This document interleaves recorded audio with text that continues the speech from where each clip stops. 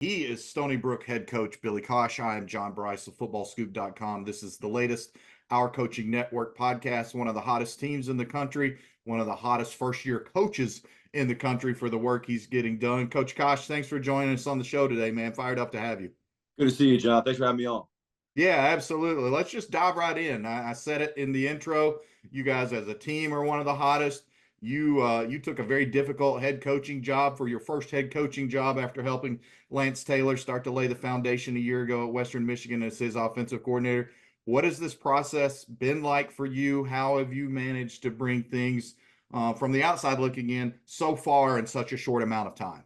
Yeah, absolutely. Obviously having a plan. I think that's number one. You have a plan that you go into. And when I interviewed with Sean or AD, I kind of had a foundation of plan how I wanted to do things and how we were going to do it. And obviously, you got to do it. That's the next step. And it's been a great process. It starts with our staff. Number one, hiring a great staff. I got great coaches around me. Had great kids there already. Our players. Now, obviously, we added some players, within the portal, more so in May than obviously when I first got the job. When I first got the job, I wanted to get to know the guys here. I think that was a big thing, getting to know our players and what they wanted and what they wanted to do and talk about how we're going to do it. And you go through winter conditioning, you have mat drills, you do things the right way. You obviously work at it, and then you go through spring ball. You teach really the practice habits, number one. You teach that, how you want to practice, how you want to do things, and the fundamentals come, the scheme come as they go. And then in the summer, we added some pieces there, about 10 players in the portal, more grad guys than anything that can help enhance our team. And they were great because we already had a good foundation of kids here already. And then they kind of gelled already with the guys and no egos, guys that wanted to work and be a part of it. And then had your summer, obviously summer's great. You have OTAs now, which are tremendous, where you can develop your football IQ, your schemes, things like that, catching balls, things like that. And then fall camp was really competitive. We were really competitive in fall camp, and we try to be competitive during the season as well within our practice scheme. So it's been a transition for the guys. They did a great job buying in. All the credit goes to those guys. They worked at it. Took time. At first we did things different, probably from the past. And it's anywhere you go, we have a new coaching staff. Everybody has a different flavor, but you got to be genuine. You got to work with the kids and get those to believe in you. So it's been a great process so far. You mentioned it there, and when we visited this summer for our Football Scoop series on FCS Fresh Faces, New Places, on a number of the first year new head coaches at the FCS level, we talked then, I think you brought in maybe 24, 25 newcomers, but you also maintained a very solid nucleus of the previous roster, but that roster hadn't won a lot. Right. What was that process like to keep those guys and then to integrate your roster, and what do you attribute to having such a healthy culture now? Yeah, I wanted to keep guys. I think our job as coaches is to develop players and to make them better. And I knew they had some ability, and we had to coach them and teach them. And our coaches have done a great job of putting our guys in the right positions, and then obviously they make it come to life. But yeah, keeping guys is important to me. I want to do a great job of that. I want to develop. I think that's very important. A lot of guys say, well, you can't do this, you can't do that. And our job is to figure out what they can do. And we try to do those things, and things that are weaknesses, you try to make them strengths. And if there's certain things they can't do, we're not going to ask them to do it. That's our jobs as coaches, to figure out what they can do. And a lot of guys stayed. I think that was awesome to see. It was awesome to see. And they wanted something. They wanted to win, but there's a lot of work that goes into it. And we had to teach them how to do it and how to work. And the buy-in's been great. And credit my staff, too. My staff's been tremendous. And we're still building it daily, which is cool. Every single day and to this point now and further on, you keep growing, and those guys have bought into that so far. And I apologize. I don't want to focus too much on the losing. It's just part of the fabric of this remarkable story. And again, we're joined by Billy Cosh, head coach at Stonybrook, and I'm John Brice of FootballScoop.com here on the Our Coaching Network podcast. And when you got that first win in week 2 this year, Yeah. it had been close to maybe 600 days since Yeah. some of those players had recorded a win that had been on your roster. Can you share what it was like? Was there a moment, maybe one of those veteran guys that made a comment to you, or just what it was like to see the joy for those guys to experience a win that it had been so long? Absolutely. It was 672 days. That was the actual mark. All right. So obviously a full season. There was 20 in the 22 season. A lot of these guys that went through that. And I think it was the reminder. I reminded them during training camp. We had a countdown as well through Marshall and then the Stonehill week 2, and we beat Stonehill. And obviously, winning was awesome. Those guys deserved that moment. I mean, obviously in the locker room, there was obviously guys were happy, but as a coach, you're worried about how can they handle it. I think that's the next step was how to handle it. We used to celebrate it, but Sunday we got after it. We moved on to Fordham. That was our next opponent, and obviously brought up the good. We want to enjoy winning. I think that's something you want to do, but obviously you want to correct, and that's what's great after a win. You can always correct and get better. And the guys responded. Now we had a Tuesday practice that next Tuesday going into Fordham, and our guys weren't really good at stretch lines. They were kind of getting a little swirly, just a little bit. I didn't like them. I kind of started practice over to make sure, like, hey, guys, this is what it takes to win. Here's the process that it takes. And they understood that from there on, and they understand now the process is the most important thing we do, not the outcome, but the process it takes. And we try to make Tuesday and Wednesday tough. That's our padded practices. It's competitive. We do middle drill. We do inside drill every week. We hit. We're physical, and I like routines. I think the guys like routines. Well, our players understand, like, if you have routines, you can get better, you can improve. So the guys have bought in that process so far. And along those lines, I harken back to our visit this summer, and you were one of the first people we profiled, first programs we featured in that series on FootballScoop. And you told me then about the T-shirts that you had made up for the guys, the No Excuses T-shirts. Are you still rocking those into the season? How do I get one of those? But no, how much have you seen that mentality sink in there, Billy? Absolutely. They wear it all the time. We wear it everywhere. Wear a red shirt, our No Excuses shirt, and our blue shorts, white socks. We're old school that way, and the guys love that. And it's a reminder more than anything, John. The palms up mentality, and guys do this on the practice field, the palms up. And the guy will say, no excuse, back of your shirt. Like, that's a reminder, and the players say it. That's the best part. Like, we were teaching that forever and still bringing it up. And then now our players are starting to say it. And that's when you kind of had it rolling the way you want. And obviously we're still building and going. But if the players take it over, that's what you want. And that mentality is still with us to this day. We're going to carry it on forever.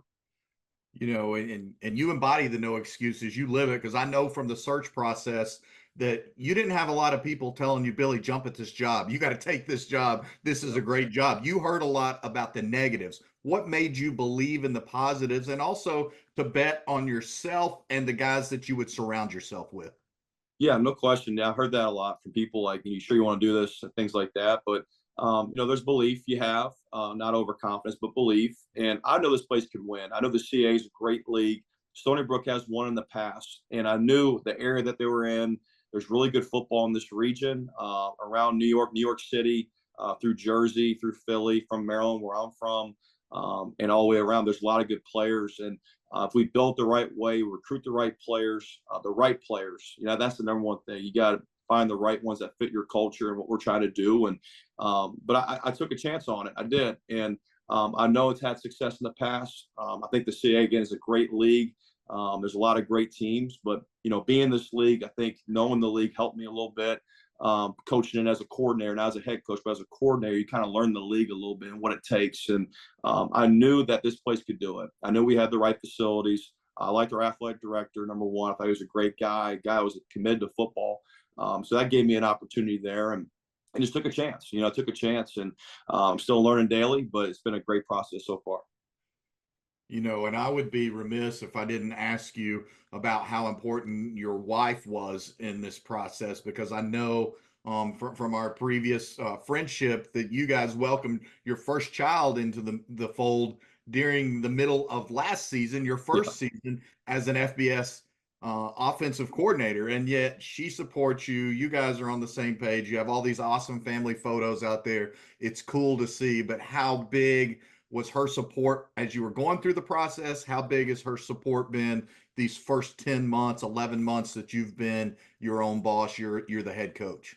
Yeah, it goes back to even Concord. My first job was a D2 job. I lived in West Virginia, Athens, West Virginia, population maybe 700 people, 800 people. Great D2 job. I love that place. But she's from Houston, Texas. So moving her from Houston to Athens, West Virginia, that tells you a lot about her, number one. And she was so awesome about it. She's so supportive.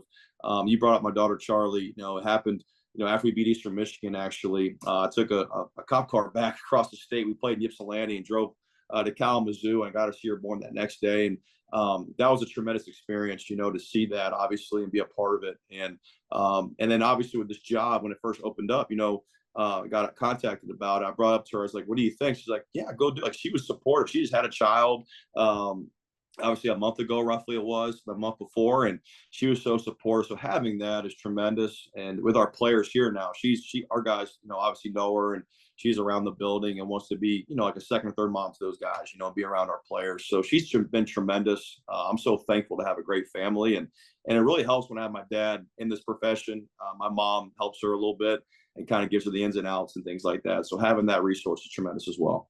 You just navigated me directly into my next question, and of course, we've established Kelsey Cosh as the real MVP. But you Absolutely. grew up around the sport with your dad, Chris Cosh, who has coached for some of the absolute giants in the game. Would you mind sharing a couple of your early memories Yeah. from growing up at his foot, and maybe how much he's continued to shape you? And I know you've told me you still today can bounce some stuff off of him because he was always a defensive coach, and you're a former college quarterback.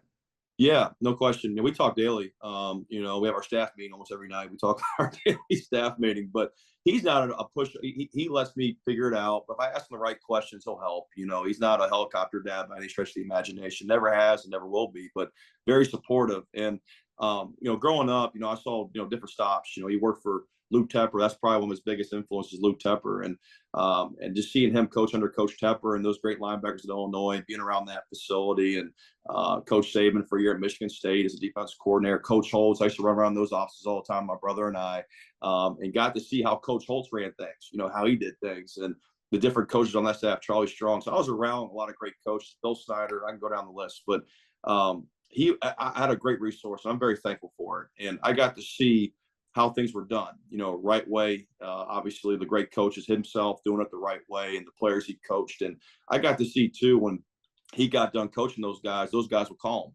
him, say, "Coach, what do you think about this next profession, et cetera, et cetera." And I thought, man, that's pretty cool. And that's why I got into it, was seeing that impact that he had on players and his people, and the different guys he coached, and the benefit of seeing those things. So I wanted to do that, you know, watching him do. I thought his job was the coolest thing in the world. Now, I didn't know when I was younger the hours. When I'm 7 or 8 years old, I just come home and, you know, I go throw the ball around at practice and watch guys catch punts. And, you know, you get older, you kind of realize, hey, dad's working, you know, he's getting after it. But he loved it, and he was always around as much as he could be, and was so supportive. So having that is obviously a benefit. I'm very thankful for it. Yeah, he is Billy Cosh, Stonybrook head coach. I'm John Brice, FootballScoop.com here on the Our Coaching Network podcast, talking about your dad, Chris Cosh, who was under Lou Holtz at South Carolina. Billy, real quick side note, I got to spend a game day last month with Lou Holtz in the box at Notre Dame. He was in town for the Louisville game, and you'll appreciate this because you grew up around him, you know his wit, and he's getting up there. He's 88, 89 years old at this point in time. They show a computer graphic on the video screen during the game, and it's all Notre Dame's legendary coaches running a marathon race across the Notre Dame campus. And I'm not saying it was rigged, but we knew Lou Holtz was going to win when Lou Holtz was in the house. And I turned to him and I said, "What do you think about that race, Coach?" And he goes, "That's the only way I could win a race these days." So he's still That got the sounds about wit right. about him, Billy. That was pretty awesome. He's still got the wit about him. Yeah. You're speaking of unique experiences. You've got one coming up this week for your team's road game. Fill us in on the details of one of the most unique ways that I've ever heard of a college football team traveling for a road game. Yes, you know, it's my first time doing it. We're playing Bryant this week at Bryant. They're in Rhode Island. We're in Long Island, New York. As you guys probably know or don't know, like, you have to go through the city usually to get up to the northeast region of the country. We're actually taking a ferry. So we'll go from Port Jeff here, which is about 5-8 minutes down the road, get our buses on the ferry, go across there, and go right into Rhode Island. So first time doing that. So it'll be unique for me. First time doing that. Our guys have done, our players have done it. Some of our coaches have coached here before know about it. So I'm excited about that, and to go play a great opponent in Bryant, up at Bryant. So we're excited to go do that and go compete here this weekend. I've got to ask, when your DFO or your AD or whoever came to you and said, "Hey, we're going to take a ferry, we're going to take a ship over to play this game at Bryant," what was your initial reaction? Do you remember? Like the old Christmas Vacation quote. Are you serious, Clark? Like I thought, we're really gonna do that. But yes, they've done it forever. You know, they've done. Our AD's been here 10+ years. Our DFO's been here too, so they're just so used to it. I looked at them like, are you serious? Like, yes. I'm like, okay, cool. Like, and they've kind of told me how it would be and kind of explained it. I think it's a neat deal, and obviously not going through the city kind of helps a little bit, and getting there quicker helps our players get to the hotel and get ready to go play.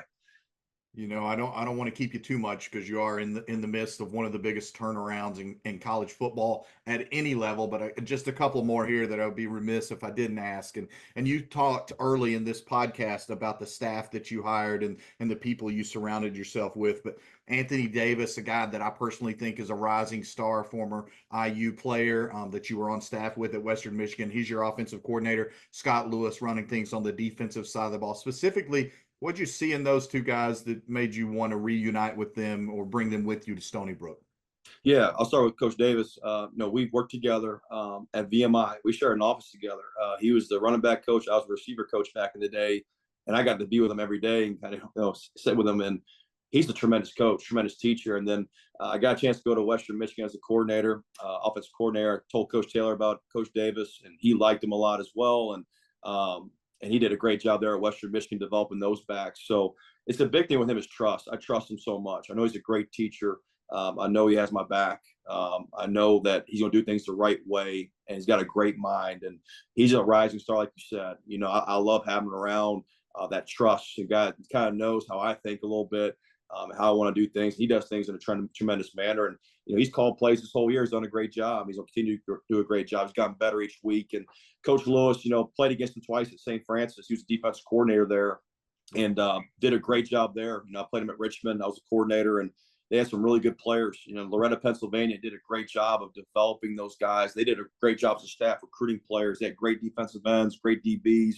He was problematic on defense. So, and then when it gets him at Western, I was like, this guy's really good, and interviewed him. I liked him. Humble guy that wants to be a part of the team. Worked at lower levels of football, where, you know, Nebraska Kearney. He's worked his way up, man. You appreciate those things, and he's tough. So he does a great job with our players, and our guys buy into him. So having those guys as a young coach really helps, and our guys believe in those guys more importantly. And about to wrap it up here, and you referenced it earlier, from no wins in 672 days to now 6 wins in about 42 days. How much have you seen that winning kind of be infectious in your program and the growth physically and mentally from a confidence standpoint and all week after week as you guys stack up more and more impressive victories? I think it's the confidence more importantly, and it comes back to our preparation. You know, we have great preparation all week, and we're continuing to do that this week with Bryant. And it's really that confidence. The guys understand now kind of what it takes to win, and it's really all week, you know, that preparation. So the coolest thing, John, is the practices, how competitive they are. You know, Tuesday and Wednesday we go combative against each other, offense, defense, and even teams. The guys are competitive. It's not just dry toast out there, you know, running plays, you know, they're getting after, they're trying to get better. You know, they understand that it takes a lot to win. It's hard to win, you know, and that process is obviously what it takes. So it's really cool to watch practice more so, John, the competitive spirit in practice. That's what I love the most, you know, and sometimes you're later in the year, you know, you're in November, it's kind of, hey, I've done this before. I know this period. I know we're doing this drill. It's got an intent to it, and that's what you want. And it comes from our coaches to our players, and we want to be competitive in practice. That's the number one thing. And when you play a team like Bryant this week, you got to bring your best A game. So we got to do a great job preparing, and we're going to keep doing that this week. Wrapping up here, you've got a huge win against a ranked William and Mary program that's been so consistently a power in recent years, an FCS playoff regular. The program, I think your program's first win against a ranked opponent in about 5 years. You're in all the all the FCS polls this week, climbing up those, all 3 of the major polls out there for the first time, I think, in 7 years. You reference your AD and how much you like him. And you have a strong network around the country. So I'm wondering how much now you're hearing from coaches, and also how much you're feeling maybe more campus and community support as this thing grows and you get more and more momentum. Yeah, definitely. I think more so for our players. You know, they go around campus now, and the people on campus, the students are actually excited for our players. You know, and I'm happy for them. More importantly, they deserve that, a college experience, and that's where it starts. That experience there, and then obviously around town, it's been obviously more buzz, and that's good. That's good. Our players deserve that. More importantly, and we had a good home crowd last week. First William Mary's our homecoming.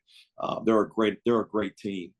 Mike does a great job there at William and Mary, and they got great players. They got a lot of winning players, guys that won a lot of games. So to get that win was great. But obviously now we're moving forward to Bryant. But obviously that was cool for our guys, and it's just awesome to see it now, to have that continuity with the community and getting more fans in the stands. That's what it's all about, and our players deserve that, more importantly. So it's been great so far. Yeah, maybe the most impressive thing I thought about that William and Mary win was tight game at halftime, 21-13, still a one-score game. You don't let them score across the second half. You win that contest pulling away. I thought showed a lot of maturity and a lot of composure from your team. So congrats on that. Billy Cosh, the Stonybrook head coach, program with only 2 winning seasons since 2013. Now a 6-win turnaround from a year ago. You're not done yet. You're still in the contention for the FCS playoffs, your conference championship. All goals are on the table. Billy, thanks so much for visiting with us here on the Our Coaching Network podcast. Good luck the rest of the season. Thanks, John. Appreciate you guys. You got it. And once again, that is Billy Cosh, first-year Stonybrook head coach, 32-year-old, among the youngest coaches in all of college football. And now he is engineering one of the greatest turnarounds in 2024 at any level of college football. I'm John Brice of FootballScoop.com. This has been the Our Coaching Network podcast. Thanks for joining us. Looking forward to the next episode.